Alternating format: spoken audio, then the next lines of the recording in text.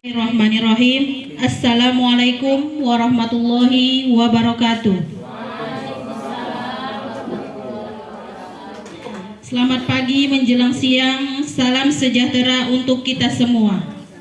Yang terhormat Ibu Kepala dan Bapak Wakil Kepala SMP Negeri 2 Tanjung Balai, serta Bapak Ibu Guru SMP Negeri 2 Tanjung Balai.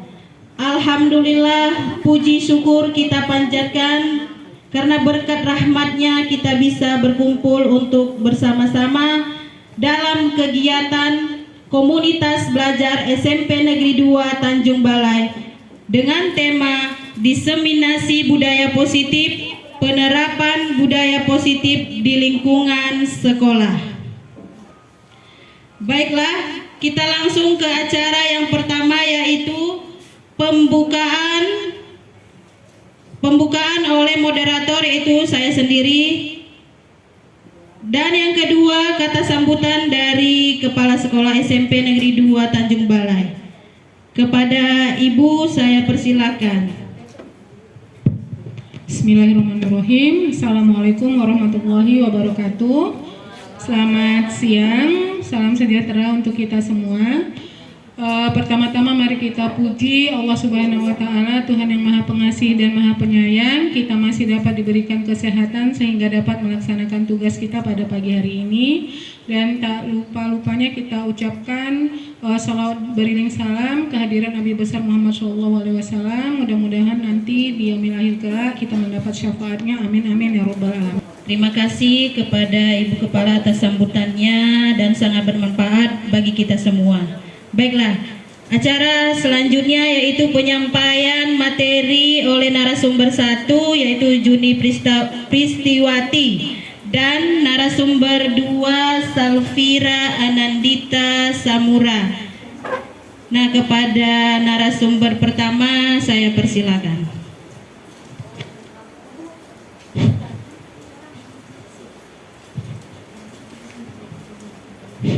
Assalamualaikum warahmatullahi wabarakatuh. Yang pertama, terima kasih kepada dukungan kepala sekolah, wakil kepala sekolah, dan semua rekan guru yang tetap semangat walaupun sudah lelah menjalankan tugas dan cuaca yang mungkin mendung, tapi kita tetap semangat untuk berubah. Karena tidak ada yang abadi di dunia ini kecuali perubahan itu sendiri. Baik teman-teman, saya kira langsung saja ke pemateri, yaitu pemahaman dan penerapan budaya positif di lingkungan SMP Negeri 2 Tanjung Balai. Sebelumnya, karena ini menularkan budaya positif, maka kita memulainya dengan rasa bahagia. Supaya apa? Supaya kita menjalani kegiatan ini juga dengan bahagia. Apapun ilmu yang kita pelajari, kalau tidak dengan rasa bahagia, itu tidak akan bisa terserap dengan baik. Setuju Bapak Ibu? Nah, saya minta tolong dulu berpasangan berdiri berpasangan, yang nggak punya pasangan cari pasangan, berdiri berhadapan. Ya, Bu Dita tolong pasang stopwatch 30 detik.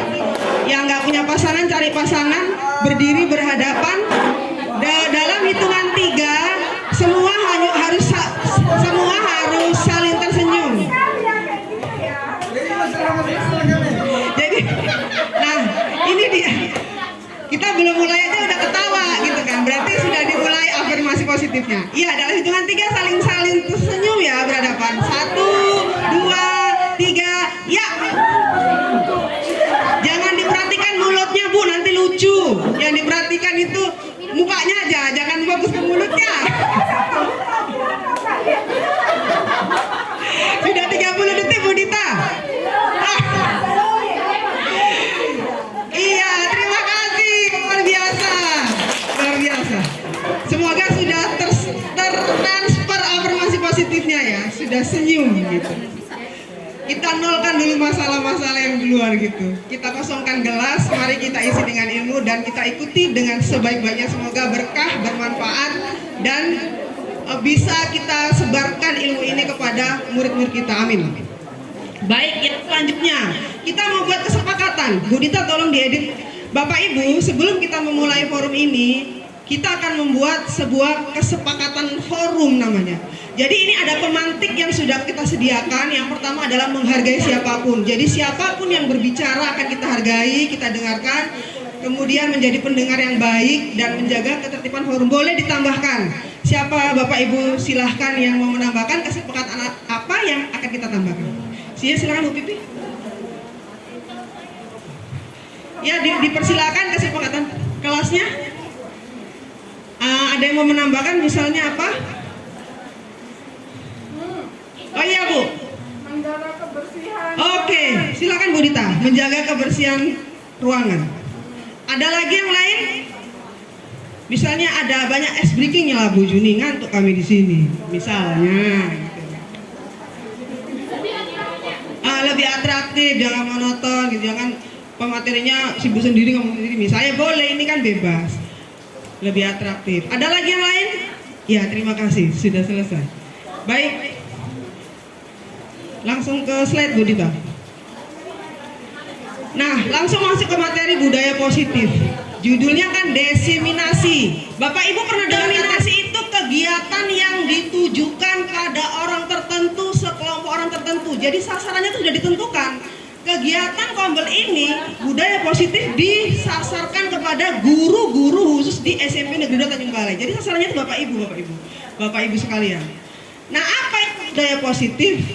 Kita lihat budaya positif adalah nilai-nilai atau keyakinan universal yang diterapkan di sekolah. Ini bahasanya formal sekali Bu Juni, kami makin bingung. Mari kita lihat yang selanjutnya supaya tidak bingung. Ada 6 konsep budaya positif. Yang pertama disiplin positif, yang kedua motivasi perilaku manusia, yang ketiga keyakinan kelas yang sudah kita buat ketika menghias kelas. Ada wali kelas sudah membuat itu. Ini yang akan kita bahas beserta cara membuat keyakinan kelas yang sebenarnya seperti apa.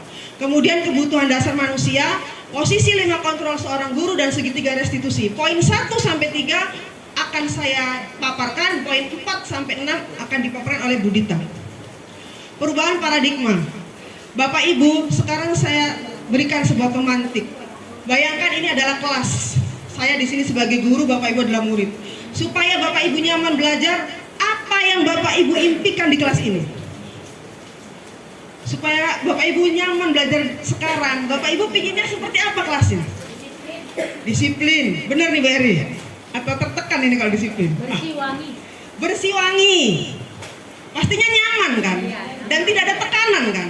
Kalau ada penekanan, Bapak Ibu nggak boleh makan ya, semua harus konsentrasi ke depan. Tertekan nggak? Pasti tidak bisa kita berpikir secara merdeka gitu, karena udah tertekan duluan. Nah, anak-anak pun begitu Bapak Ibu. Saya pun banyak perubahan yang saya dapatkan. Maaf, bukan mau menonjolkan guru penggerak, tapi di situ perubahan paradigma itu yang sangat luar biasa. Kita posisikan diri kita seperti murid gitu. Nah, perubahan paradigmanya adalah untuk membangun budaya positif, sekolah perlu menyediakan lingkungan yang positif, yang aman, nyaman. Supaya apa? Supaya murid-muridnya mampu berpikir dan bertindak merdeka, mandiri. Nah, lazim disiplin itu dikaitkan dengan kontrol. Sebelumnya saya tanya dulu, menurut ibu-ibu disiplin itu apa? Bu Magda, silakan. Menurut saya, disiplin itu adalah taat dengan setiap aturan yang sudah ditentukan. Terima kasih. Bapak Ibu setuju semua? Ya. Memang itulah paradigma yang selama ini kita pahami. Itulah yang akan kita geser. Bahwa sebenarnya disiplin itu bukan itu. Itu yang akan kita geser. Makanya judulnya di sini perubahan paradigma, perubahan pola pikir kita. Sekarang Bapak Ibu bayangkan semuanya memejamkan mata. Saya minta tolong semua memejamkan mata. Di dalam tangan kanan Ibu ada sebuah benda yang sangat berharga seperti emas. Coba genggam tangan itu. Bayangkan itu sangat berharga. Dan bayangkan ada orang yang akan membuka genggaman tangan itu. Bahkan ada yang membujuk, nanti aku kasih hadiah, buka tanganmu.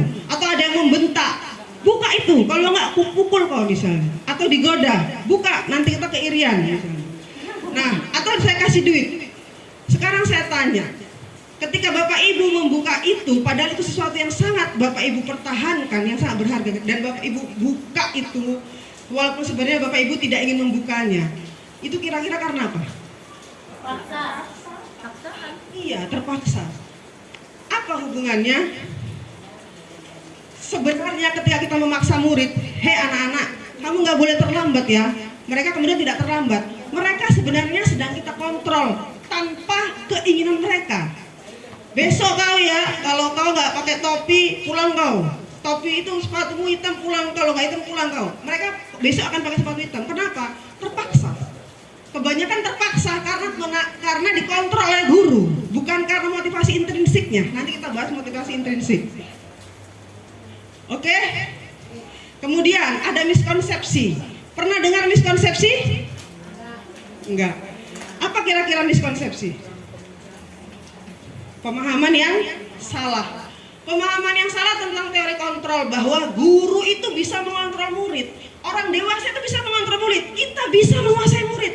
Kita punya power, kita punya otoritas terhadap murid. Murid hanyalah anak kecil yang dititipkan orang tua. Kita berhak membentuk mereka jadi apapun. Itu selama ini miskonsepsi yang kita pahami. Padahal tidak demikian Bapak Ibu. Mereka punya kepribadian yang merdeka. Mereka berhak untuk sebenarnya menentukan apa keputusan yang mereka ambil, sepanjang keputusan itu memang tidak menyalahi aturan-aturan di sekolah. Kemudian ilusi bahwa penguatan positif itu efektif dan bermanfaat. Ilusi bahwa kritik dan membuat orang bersalah dapat membangun karakter.